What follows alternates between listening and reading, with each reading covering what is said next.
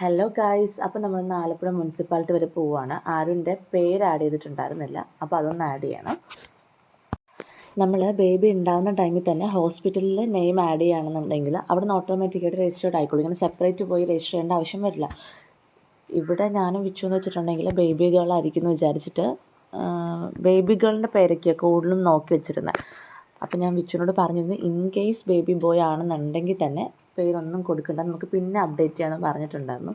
അതുകൊണ്ടാണ് ഇപ്പോൾ സെപ്പറേറ്റ് നമുക്ക് രജിസ്റ്റർ ചെയ്യേണ്ട ഒരു ആവശ്യം വന്നത്. നമുക്കിപ്പോൾ മുനിസിപ്പാലിറ്റി തന്നെ പോയി രജിസ്റ്റർ ചെയ്യാൻ നിർബന്ധമില്ല. നമുക്ക് കെ സ്മാർട്ട് വഴി ID ക്രിയേറ്റ് ചെയ്തിട്ട് നമുക്ക് ചെയ്യാം. അല്ലാന്നുണ്ടെങ്കിൽ അക്ഷയ ത്രൂ ചെയ്യാനൊരു ഓപ്ഷൻ ഉണ്ട്. ഇപ്പോൾ നമ്മൾ അടുത്തുള്ള അക്ഷയയിൽ ചെന്നപ്പോൾ പുള്ളിക്കാരൻ പറഞ്ഞാൽ അത് ചില മുനിസിപ്പാലിറ്റിയിൽ നിന്ന് അപ്രൂവൽ കൊടുത്തിട്ടുണ്ടെങ്കിൽ മാത്രമേ ഇതാവുള്ളൂ, നമുക്ക് അപ്ലൈ ചെയ്ത് വെക്കാം, അറിയത്തില്ല എങ്ങനെയാണ് അപ്ലൈ ചെയ്ത് നോക്കാമെന്നൊക്കെ പറഞ്ഞു. അപ്പോൾ വിച്ചു പറഞ്ഞു വേണ്ട, വിച്ചു എന്തായാലും ഓഫാണ്. എന്തായാലും നമ്മളിപ്പോൾ ഇവിടെ അക്ഷയയിൽ ചെയ്താലും നമ്മളുടെ ID പ്രൂഫ് കൊണ്ടുപോയി മുനിസിപ്പാലിറ്റിയിൽ കൊടുക്കണം. വിച്ചുവിന് വേണ്ട, നമുക്ക് എന്തായാലും അപ്പോൾ അതിനായിട്ട് പോകേണ്ടി വരുമല്ലോ, നമുക്കെന്നാൽ ഡയറക്റ്റ് പോയി ചെയ്യാൻ, വെറുതെ പോസ്റ്റ് ആവണ്ടെന്ന് പറഞ്ഞു. അതാണ് പിന്നെ നമ്മൾ ഡയറക്റ്റ് പോയി ചെയ്യാമെന്ന് വെച്ചാൽ. ഇപ്പം നമ്മൾ ആലപ്പുഴ ടൗണിലെത്തി. ഇത് പുതിയ അയൺ ബ്രിഡ്ജ് ആട്ടോ. ഒരു 2-3 months ആയെന്ന് എനിക്ക് തോന്നുന്നു. ഇവിടെ വൈബാണ്, നൈറ്റൊക്കെ വന്ന് പിക്ക് എടുക്കാനൊക്കെ പറ്റിയ സ്ഥലമാണ്. ഒത്തിരി ഇൻസ്റ്റയിലൊക്കെ കുറേ റീൽസ് കണ്ടിട്ടുണ്ടായിരുന്നു. പക്ഷേ ഡേ ടൈമിൽ വലിയ സുഖമൊന്നുമില്ല.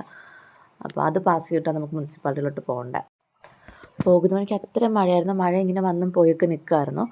അപ്പോൾ നമ്മൾ വഴിയിൽ നിർത്തി റെയിൻകോട്ടൊക്കെ എടുത്തിടുക, ഇടയ്ക്ക് എടുത്തിട്ടു, പിന്നെ ഇടയ്ക്ക് മാറ്റി, അങ്ങനെ തന്നെ നിൽക്കുമായിരുന്നു. ഇതാണെങ്കിൽ 100 രൂപയുടെ റെയിൻകോട്ട് കേട്ടോ. ഇതിൻ്റെ പ്രയോജനം എന്താണെന്ന് വെച്ചിട്ടുണ്ടെങ്കിൽ ഇത് ഒതുങ്ങിയിരുന്നോളും, എവിടെ വെള്ളം കൊണ്ടുപോകാം, പിന്നെ ഒട്ടും വെള്ളം അകത്ത് കയറത്തില്ല. സൂപ്പർ അഫോർഡബിളാണ്, കൊള്ളാം, നല്ല കംഫർട്ടബിളുമാണ്. നമുക്കിപ്പോൾ എവിടെ വെള്ളം കൊണ്ടുപോകാം, ഒതുക്കി വെച്ച് കൊണ്ടുപോകാം. ഞാൻ തന്നെ ഇപ്പോൾ എൻ്റെ സൈഡ് ബാഗിൽ ഇട്ടിട്ടാണ് വന്നത്. അപ്പോൾ ഇത് ഒതുങ്ങിയിരുന്നോളും. ഇതിപ്പോൾ റൈറ്റ് സൈഡിൽ കാണുന്ന ആലപ്പുഴ പാസ്പോർട്ട് ഓഫീസ് കേട്ടോ. പാസ്പോർട്ട് ഓഫീസ് കഴിഞ്ഞിട്ടാണ് മുനിസിപ്പാലിറ്റി വരുന്നത്. അങ്ങനെ നമ്മൾ മുനിസിപ്പാലിറ്റിയിലെത്തി. മുനിസിപ്പാലിറ്റിയുടെ അകത്ത് സ്റ്റാഫിന് മാത്രമേ വണ്ടി പാർക്ക് ചെയ്യാൻ പറ്റുള്ളൂ. അപ്പോൾ നമ്മൾ കാനാൽ സൈഡിൽ വണ്ടി വെച്ചിട്ട് അകത്തോട്ട് പോയി. നമുക്കിനി ഫോട്ടോസ്റ്റാറ്റൊക്കെ എടുക്കണം, പക്ഷേങ്കിൽ എന്തിൻ്റെയൊക്കെയാണ് വേണ്ടതെന്ന് അറിഞ്ഞിട്ട് പുറത്തുനിന്ന് ഒന്നിച്ച് പോയി എടുക്കാമെന്ന് വിചാരിച്ചു. അങ്ങനെ നമ്മൾ അകത്തോട്ട് കയറി. ഓഫീസിൻ്റെ അകത്ത് ക്യാമറ അലൗഡ് ആണോ എന്ന് എനിക്കറിയത്തില്ല, പറ്റുകയാണെന്നുണ്ടെങ്കിൽ ഞാൻ ഷെയർ ചെയ്യാം ഗൈസ്. ഇത് വന്നിട്ട് ആരുൻ്റെ ബർത്ത് ടാഗ് കേട്ടോ. ഹോസ്പിറ്റലിൽ ബേബി ഉണ്ടാകുന്ന സമയത്ത് കയ്യിൽ കെട്ടിക്കൊടുക്കുന്ന ടാഗാണ്. ഇത് വന്നിട്ട് ബേബിയുടെ ഇൻഫോർമേഷൻസൊക്കെ ആയിരിക്കും. മീൻസ് പേരുണ്ടെങ്കിൽ പേര്, അല്ലാന്നുണ്ടെങ്കിൽ ബേബിയുടെ വെയിറ്റ്, ടൈം, ലെങ്ത്ത്, അങ്ങനെയുള്ള ഡീറ്റെയിൽസൊക്കെ ആയിരിക്കും അപ്ഡേറ്റ് ചെയ്തിട്ടുണ്ടാവുക. അപ്പോൾ ഹോസ്പിറ്റലിൽ നിന്ന് പറഞ്ഞിട്ടുണ്ടായിരുന്നു, പേര് രജിസ്റ്റർ ചെയ്യാത്തതുകൊണ്ട് തന്നെ ചിലപ്പോൾ അപ്ഡേറ്റ് ചെയ്യുന്ന ടൈമിൽ നമുക്കിതിൻ്റെ ആവശ്യം വരും എന്ന് പറഞ്ഞിട്ടുണ്ടായിരുന്നതുകൊണ്ട് ഞാനത് സൂക്ഷിച്ച് വെച്ചിട്ടുണ്ടായിരുന്നു. ആരോ ഉണ്ടായ സമയത്ത് നൂലുകെട്ടിന് പപ്പ വിളിച്ച പേര്, ചെവിയിൽ വിളിച്ച പേര് ആനന്ദൻ എന്നാണ്. പപ്പയുടെ അമ്മയുടെ പേര് ആനന്ദവല്ലി എന്ന്. അപ്പോൾ അത് ഷോർട്ടാക്കി പപ്പ ആനന്ദൻ എന്നാണ് വെച്ചത്. പപ്പ പറയുകയും ചെയ്തു, ഫംഗ്ഷൻ വയ്ക്കുമ്പോഴത്തേക്കും മക്കൾക്ക് ഇഷ്ടമുള്ള പേര് വെച്ചോ, തൽക്കാലം പപ്പ അങ്ങനെ വിളിക്കുള്ളൂ, പപ്പയ്ക്ക് ആ പേര് ഇഷ്ടമാണ്, പേര് മാറ്റിക്കോ എന്ന് പറഞ്ഞിട്ടുണ്ടായിരുന്നു. അപ്പോൾ ആനന്ദ് കുറച്ച് പഴയ പേരാണെന്ന് വെച്ച് പറഞ്ഞിട്ട് വിച്ചുവാണ് ആരവെന്ന് സജസ്റ്റ് ചെയ്തത്. എനിക്ക് ആരവനെക്കാട്ടിലും പേഴ്സണലി ഇഷ്ടം ആനന്ദ് തന്നെയാണ്. പക്ഷേ ആരവൻ തന്നെയാണ് നമ്മൾ ഇപ്പോൾ രജിസ്റ്റർ ചെയ്തത്. മുനിസിപ്പാലിറ്റിയിൽ ഞാൻ വിചാരിച്ചത് തിരക്കൊന്നും ഉണ്ടായിരുന്നില്ല, അതുകൊണ്ട് തന്നെ ലാഗില്ലായിരുന്നു. പെട്ടെന്ന് കാര്യങ്ങളൊക്കെ കഴിഞ്ഞു. നമ്മളങ്ങനെ അവിടെ നിന്ന് ഇറങ്ങി. നമ്മൾ ഇറങ്ങിയ ടൈമിൽ കാനാൽ സൈഡിൽ നിന്നിട്ടൊരു ചേട്ടൻ സ്ലിംഗ് ഷോട്ട് വെച്ചിട്ട് മീൻ പിടിക്കുന്നുണ്ടായിരുന്നു. നമ്മളൊരു 10 മിനിറ്റ് വെയിറ്റ് ആക്കി കിട്ടുകയാണെന്നുണ്ടെങ്കിൽ ഷെയർ ചെയ്യാമെന്ന് വിചാരിച്ചിട്ട്. പക്ഷെ നമ്മൾ നിന്ന സമയത്ത് മീനൊന്നും കിട്ടിയില്ല. പിന്നെ നമ്മൾ അവിടെ നിന്ന് പോന്നു. നമ്മൾ നേരെ ഇവിടുന്ന് ആലപ്പുഴ ബീച്ചിലോട്ടാണ് പോകുന്നത്. നമ്മൾ ബീച്ചിലോട്ട് പോകുന്ന വഴി ഉപ്പിലിട്ടൊക്കെ വിൽക്കുന്ന ഒരു കടയിൽ കയറി. ഇത് അത്യാവശ്യം വൈറലായിട്ടുള്ളൊരു ഷോപ്പാട്ടോ. ഇവിടുത്തെ മധുരൈ ജിഗർദണ്ഡ ഭയങ്കര വൈറലാണ്. ഷോപ്പ് വരുന്നത് ലിയോ 13 സ്കൂളിൻ്റെ ഓപ്പോസിറ്റ് ആയിട്ടാണ്. വിച്ചുവിനപ്പോൾ ഇവിടുന്ന് എന്തെങ്കിലും കുടിക്കണം എന്ന് പറഞ്ഞിട്ട് ജസ്റ്റ് ഇവിടെ കയറി. ഇവിടെ ഇപ്പോൾ ആലപ്പുഴയിൽ എപ്പോൾ വന്നാലും നമ്മൾ ജസ്റ്റ് കയറി പോകാറുണ്ട്. ജിഗർദണ്ഡയുടെ റേറ്റ് വരുന്നത് 50 റുപ്പീസാണ്.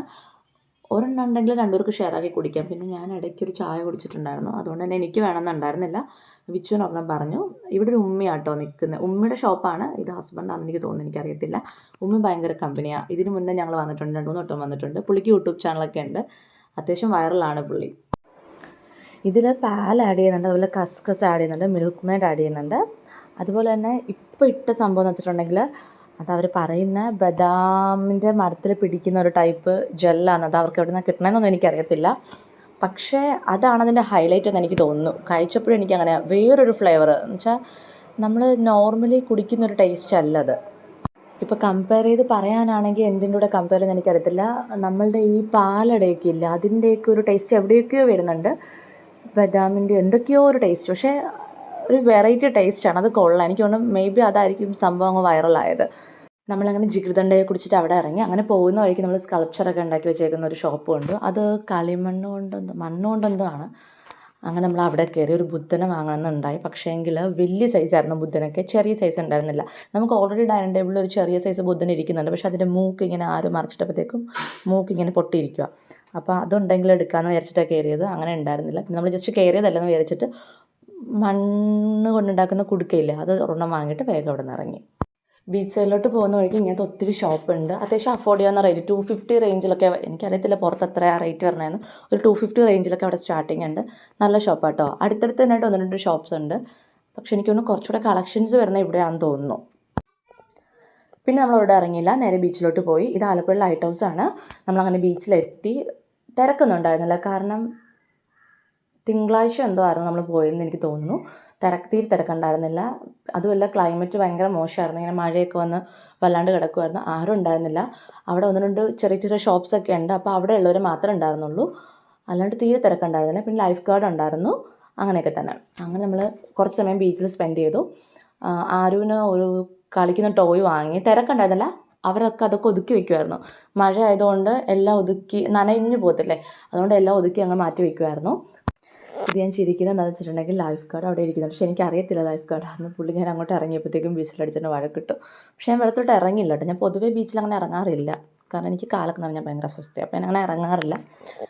പിന്നെ കുറച്ച് സമയം നമ്മളവിടെ സ്പെൻഡ് ചെയ്തിട്ട് വീട്ടിലോട്ട് വന്നു. ഭയങ്കര മഴ, പെട്ടെന്നൊരു കാറ്റും വല്ലാത്തൊരു ക്ലൈമറ്റായി.